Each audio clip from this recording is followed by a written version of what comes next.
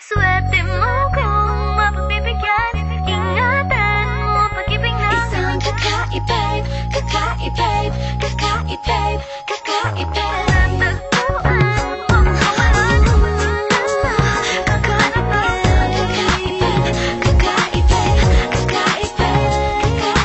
Simple walang ate, prende lang siya lagi. Pagkakasundo ng puso't utak nyo ay grabe. Kayang sumabay sa trip ng inyong tropa. Siya payat ang makakatala sa'yo sa Dota. Di ka pahihirapan pa akyatin ng ligaw. Kahit ang kaya mong ipakain na nga isa. Huwag kang magkakamali na pag-isipan siya ng cheat. Wala lang talagang kaso sa kanya kung mag-G. Marunong maglaba kahit wala sa itsura.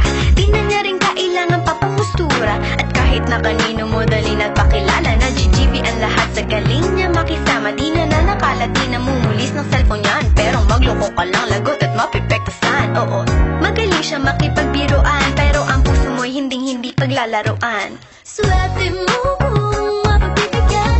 Ingatan mo ang pag-ibig na Isang kakaibig, kakaibig, kakaibig, kakaibig. panatagpuan mo pagkawalan.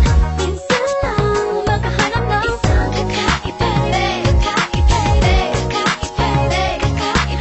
Simple lang pumorma pero swabe ang dating. Sa lahat yata ng bagay hanip grabe ang galing. Chick na hindi makabasag pinggan. Pero sa basketball tambak hindi ka papagbigyan.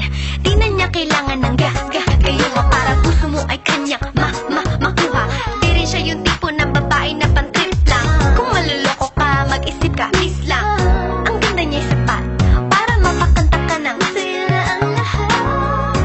okay lang yan ba't siguro kulang ka sa talino kung sa kanya'y di tapat. Inakala mo Na madali siyang palitan, napapatunay ito na kailangan ng tabasan mga sungay mo. Kundi hindi siya nararapat sa buhay mo. Swerte mo kung mapagbibigyan.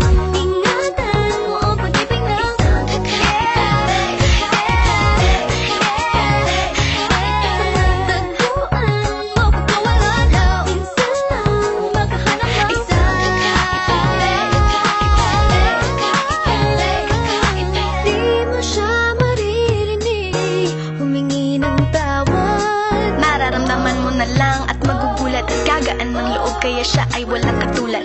Di siya yung babae na masasabing tipikal. Dahil mismo ang ugali at ganda sumatotal. Ang buo niyang pagkatao ay higit sa pisikal.